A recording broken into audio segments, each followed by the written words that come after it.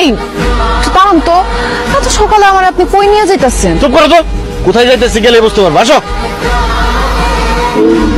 আসসালামু আলাইকুম মরদ সাহেব। ওয়ালাইকুম সালাম। কেমন আছো ওসমান? আছি আলহামদুলিল্লাহ ভালো। এই তুমি দাঁড়াচ্ছ কেন? বসো। ও মা, এখানে বাচ্চারা আরবি পড়া শিখতেছে, না আমি বোনকে ওদের সাথে বসে তুমি আরবি পড়া শিখবা? তোমার কি মাথা খারাপ হয়ে গেছে? আমি কেন বাচ্চাগুলোকে বসে মুক্ত আরবি পড়া শিখুন? কারণ তুমি সূরা কিরাত নামাজের নিয়ম কানুন কিচ্ছু জানো না। এখন থেকে তুমি এই যে মৌলভী স্যারের কাছে বাচ্চাদের সাথে সূরা কিরাত নামাজের নিয়ম কানুন শিখবা। অসম্ভব, এই বয়সে আমি বাচ্চাদের সাথে বসে আরবি পড়া শিখতে পারবো না। কি করবো কও? মানছে কি করবো এই চিন্তা যদি তোমার এতই থাকতো তাহলে বিয়ার আগে তুমি কোরআন তেলাওয়াত শিখো না কেন? বিয়ের আগে তো বাপের বাড়িতে ছিলাম, তখন দুষ্টুমি ফাজলামি করে সময় কাটাইছি। অত কি মাথায় আসছিল এটি? বিয়ার আগে দুষ্টামি ফাজলামি করে সময় পার করছো, এখন বিয়ার পরে সময়টা কাজে লাগাও, কোরআন তেলাওয়াত শিখো। আমি সৌদি থেকে উমরা হজ করে আসছি আর আমার বউ কোরআন তেলাওয়াত পারে না। আমি মরার পরে আল্লাহর কাছে কি জবাব দিব? কি কো ওসমান, তোমার বউ কোরআন তেলাওয়াত করতে পারে না? নামাজের নিয়ম কানুন সূরা কেরাত কিছুই জানে না? না হুজুর, একদম কিচ্ছু পারে না। বৌমা, এই তুমি যদি নামাজের সূরা কেরাত নিয়ম কানুন কিচ্ছুই না জানো, তাইলে তুমি শুদ্ধভাবে নামাজ পড়বা কেমনে? তাই তোমার এগুলো শিখতে হইব।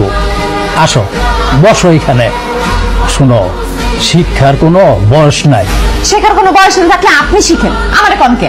এই তুমি কিন্তু বেশি বাড়াবাড়ি করতেছো। বাড়াবাড়ি তো তুমি করতেছো। তোমার কত বড় সাহস, তুমি মৌলবীর মুখে মুখে কথা বলো। হুজুর কিছু মনে না করে একটু ব্যাটটা দাম তো। এখন যদি পড়তে না বসো এদের সাথে ব্যাট দিয়ে বাইরে একদম সাফা করে ফেলাম।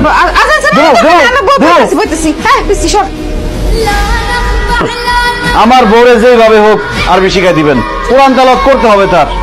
আপনার মাংস আমার হাড্ডি, শিখাই ছাড়বেন। তুমি কোনো চিন্তা করো না ওসমান, তোমার বউ পড়াশোনা না করলে কিভাবে টাইট ডাউন লাগে সেটা আমি খুব ভালো করেই জানি। ঠিক মতো পড়বো। কি হয়েছে বৌমা, সে তখন থেকে কান্তাছো? আমার কান্দুম না তো কি করু? আপনার পোলা কি করছে জানেন?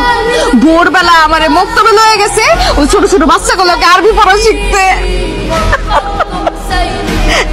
আম্মা আপনি হাসতেছেন, জানেন কি হয়েছে?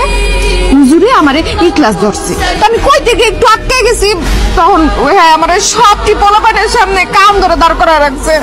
ছোট ছোট পোলাপান দিয়ে আমার দেখে কেমন হাসাহাসি করতেছিল। হাসাহাসি করছে, খুব ভালো করছে। তাও যদি তোমার শিক্ষা হয়, শিক্ষা হয়ে কোরআন তেলাওয়াতটা ঠিক মতো শিখো। টেলিফোনে বিয়ে।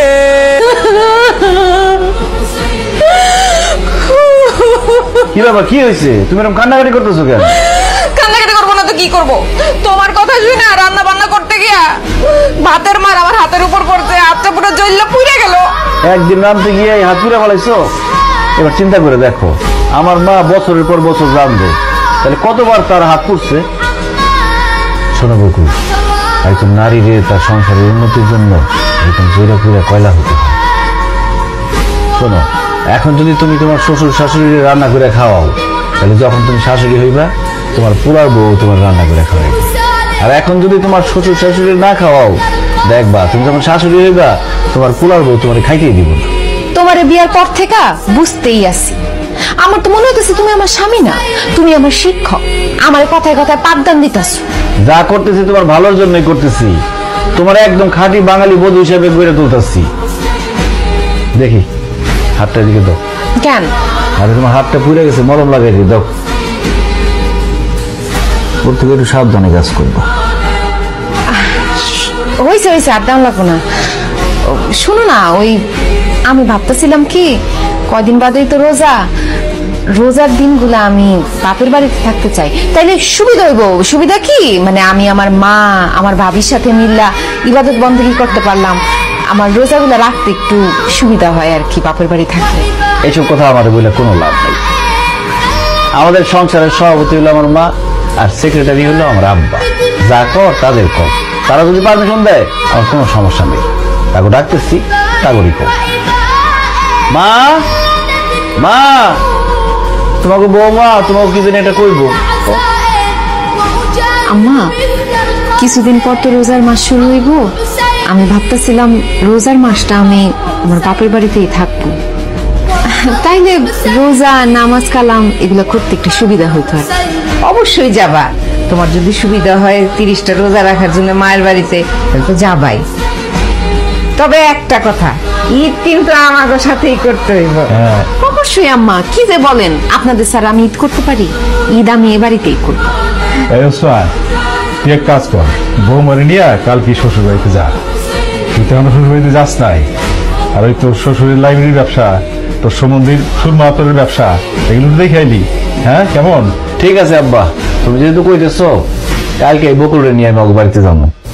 আমি কই কি কি দরকার তুমি কষ্ট করে যাইবা? আমার আব্বারে ফোন দিলে হ্যাঁ আইসা আমারে নিয়ে যাইবো।